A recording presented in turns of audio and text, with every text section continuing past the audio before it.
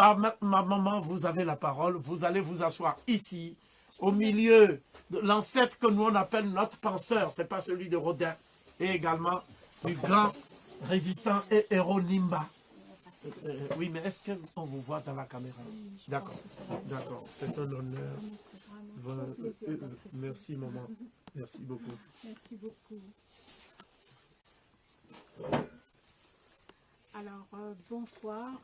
C'est la première fois que je viens à cette librairie mythique de Taméry, la librairie panafricaine. Je suis très heureuse d'être là.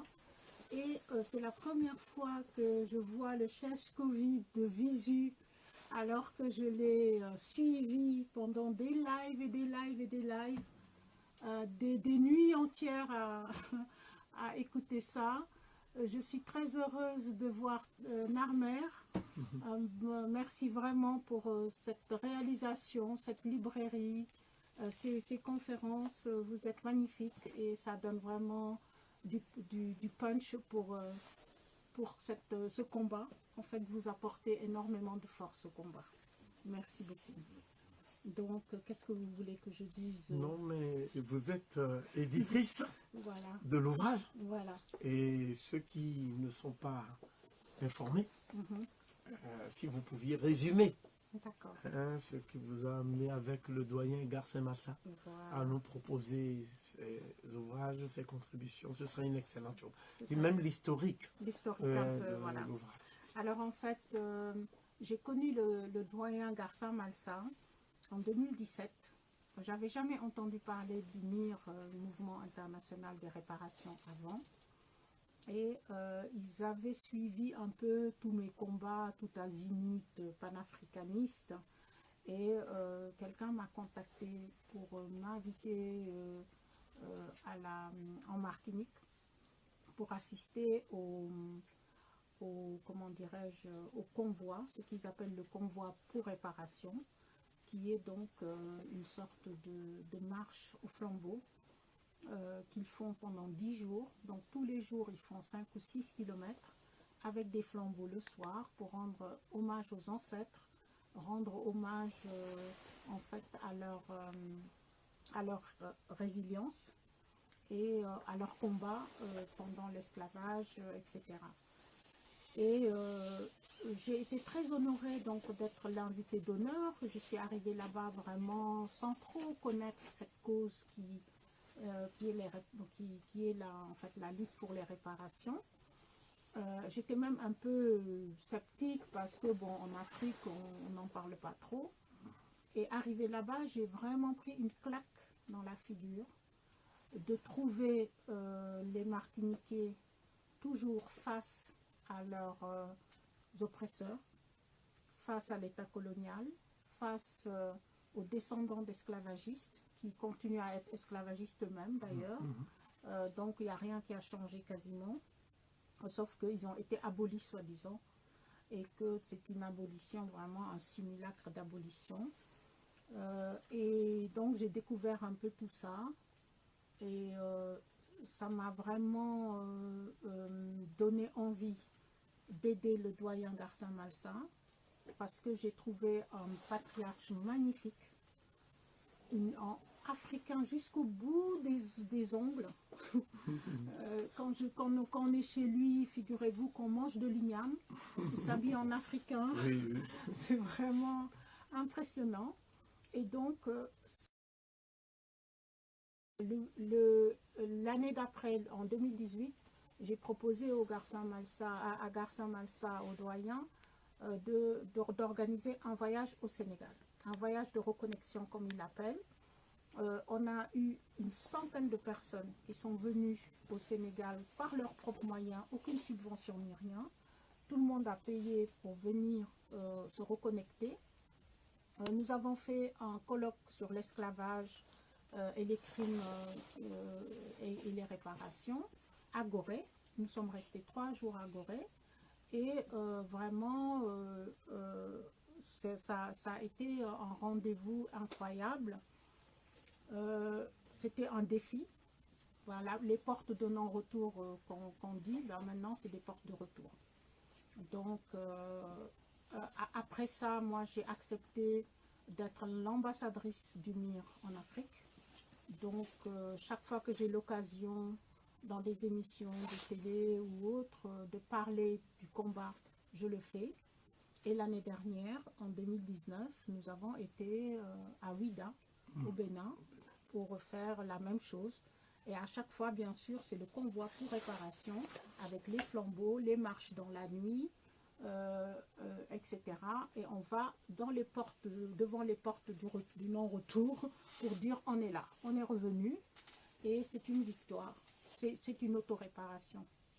Et donc maintenant, comme c'était le 20e convoi cette année, j'ai eu l'idée, je me suis dit, il fallait qu'on fasse quelque chose de marquant.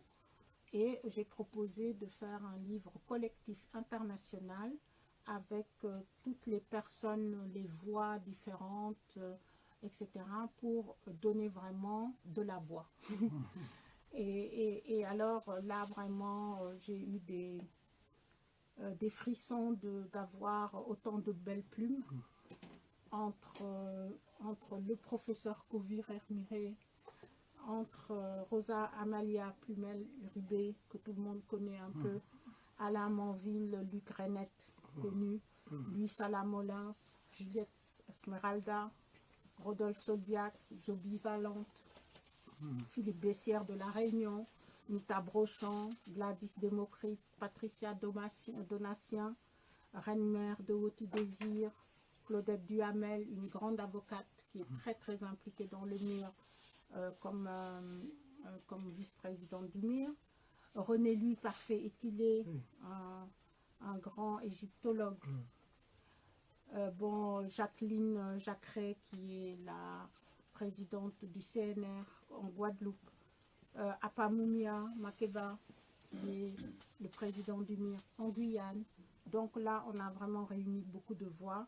Et puis Garça Malsa, bien sûr, Oui, qu'on ne présente plus. Voilà. Et j'ai été vraiment très, très honorée, surtout de ta participation. Mais tardive. Parce que tardive, mais quand même, j'ai Vous avez vraiment, rattrapé le coup. j'ai vraiment bossé comme une malade pour prendre la contribution tardive, parce qu'il fallait absolument que tu y sois. Et donc, voilà, je suis très, très heureuse d'être ici. Pendant le live, je vais me pincer pour dire « Ah, ben tu es dans le live du professeur Kovir Gomez ». Donc, très, très heureuse, vraiment, très, très heureuse. Et donc, moi, j'ai fait une contribution ici pour juste parler de l'Afrique très rapidement. L'Afrique qui a une conception de la justice très, très, très différente de la conception occidentale de la justice. Et ça, vraiment, je l'ai découvert grâce au livre qu'a fait mon ami Fatou Kiné Camara sur pouvoir et justice en Afrique. Et j'ai découvert que la réparation est un concept africain. C'est un concept africain. C'est-à-dire qu'en Afrique, quand des crimes sont commis, en tout cas l'Afrique qu'on aimerait bien qu'il continue et qui n'est pas forcément celle d'aujourd'hui, la mentalité africaine, c'est de dire on réunit les gens, on les fait asseoir, on essaye de montrer aux criminels son crime, on essaye de montrer, voilà, pouvoir et justice dans la tradition des peuples noirs de Fatou Kiné Camara. Et donc, on essaye de rétablir l'harmonie, de rétablir l'équilibre. En fait, la justice est tournée vers ça. Alors que la justice en Occident, elle est tournée vers la sanction, vers la vengeance, œil pour œil, dent pour dent, etc. Et la justice en Afrique, d'ailleurs, tout ce qui est œil pour œil, dent pour dent, je me venge, etc., est très tourné en ridicule, en mal en Afrique, dans les proverbes, dans les contes, etc. On veut jamais se venger. On pense que ça ne sert à rien, que c'est une perte de temps, etc. On préfère rétablir l'harmonie, rétablir l'équilibre de la communauté, plutôt. Et quand on répare, c'est une réharmonisation. Parce qu'une fois que quelqu'un est réparé, on peut se réconcilier derrière. Mais sans réparation, il n'y a pas de réconciliation. Il n'y a pas de possibilité de se réconcilier quand le criminel n'a pas reconnu son crime. Même s'il l'a reconnu et qu'il n'a pas réparé, c'est comme s'il ne l'avait pas reconnu. Donc aujourd'hui, moi je dis dans mon intervention, exigeons réparation, parce que c'est vraiment pour rétablir l'harmonie humaine, l'harmonie sur la planète. On ne peut pas avoir fait des crimes aussi grands, aussi terribles, et ne pas le réparer, c'est pas possible. Et de toute façon, on y arrivera. C'est-à-dire qu'aujourd'hui, comme tu disais tout à l'heure, on est en guerre, on n'a pas gagné la guerre, mais on a le temps. L'histoire, ça se fait sur des millénaires, hein, sur des centaines d'années.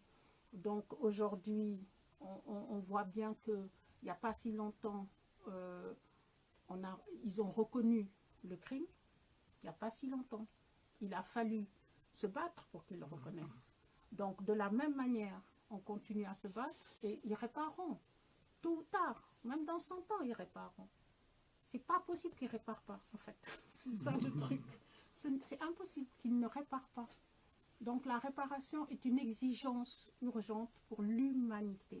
C'est pas pour nous seulement, l'être humain. Eux-mêmes, ils seront très mal tant qu'ils n'auront pas réparé, parce qu'ils ont fait un déni de leur humanité. C'est ça le problème. Donc voilà, je pense que après il y a la contribution de Garça Malsa, bien sûr, qui parle un peu de tout le combat, de toute la période de combat pendant toutes ces années. Ils ont attaqué l'État français, depuis que le crime a été reconnu le 10 mai par la loi Taubira. Ils ont été déboutés dans tous les tribunaux français. On leur a dit mais non, c'est une loi mémorielle, c'est pas une loi normative. Vous n'avez rien à réclamer, c'est pas grave. Voilà, on vous a dit ça. Et d'ailleurs, tous les 10 mai, tu en parles dans ta contribution, ils font vraiment un cirque pour dire oui, mais voilà, il n'y a pas que nous. Et puis ils vont remonter à Mathusalem pour dire qu'il y a eu des esclaves en Égypte, ce qui est faux. Pour dire des conneries comme ça, dire oui, mais donc voilà, enfin bon, voilà, ce qu'on a fait, c'est une goutte d'eau dans tout ce qui a été fait, etc. Et donc maintenant, on a obtenu, Garça Malsa a obtenu du tribunal européen, du tribunal de la Cour de justice européenne, le fait qu'ils ont dit que leur exigence était recevable, enfin leur plainte contre l'État français est recevable, ce que les tribunaux français ont nié tout le temps. Donc c'est déjà une autre étape. Mais moi je dis dans ma contribution que l'Afrique les jugera tôt ou tard. C'est-à-dire qu'il suffit qu'on enlève la domination qu'ils ont sur nous. Le jour où on ne sera plus dominé, on pourra les juger. Et ça se fera, il faut vraiment le savoir. On le fera. On fera nous-mêmes nos tribunaux, parce que le criminel, il ne se juge pas lui-même. C'est ça qu'il faut savoir. C'est clair. C'est à nous de les juger, de les condamner et d'exiger réparation, et ils le feront. Et ensuite, il y a vraiment des avocats du MIR qui parlent de façon très technique des lois qu'il y a autour de ça. On en apprend beaucoup, parce que il y a des choses qui sont très très techniques, mais qui disent bien qu'ils ne nous ont jamais reconnus dans notre dignité d'humain. C'est ça le problème. C'est-à-dire que certaines lois, c'est vraiment des lois qui sont attachées, liées à la dignité humaine. Et en fait, ils continuent jusqu'à maintenant de nous dénier cette dignité humaine. Et voilà, maintenant, il y a Alain Manville qui propose un tribunal international des réparations. Je pense qu'on va travailler sur ça aussi au sein du MIR. Mais il y a beaucoup d'autres associations de par le monde qui sont en fait dédiées aux réparations, aux demandes de réparation des Noirs. Et surtout, dans la sphère anglophone. Mm. Alors, à la fin du livre, bon, je ne vais pas beaucoup parler, je pense que... Et à la fin du livre, il y a un appel à la mobilisation pour vraiment exiger réparation. Je pense que il faudrait que toutes les associations pour les réparations du monde entier concernant le peuple noir se mettent ensemble pour être plus forts et vraiment qu'on fasse beaucoup d'actions, etc. au niveau international et hors de la sphère francophone ou anglophone, qu'on se lie vraiment ensemble. Et actuellement, il y a énormément de gens qui parlent de réparation. C'est vraiment devenu un thème à la mode. Sauf que ceux qui sont contre, bien sûr, essayent de nous noyer, de nous embrouiller, de nous dire qu'ils ne sont pas d'accord, comment voulez-vous qu'on répare, etc. Bon.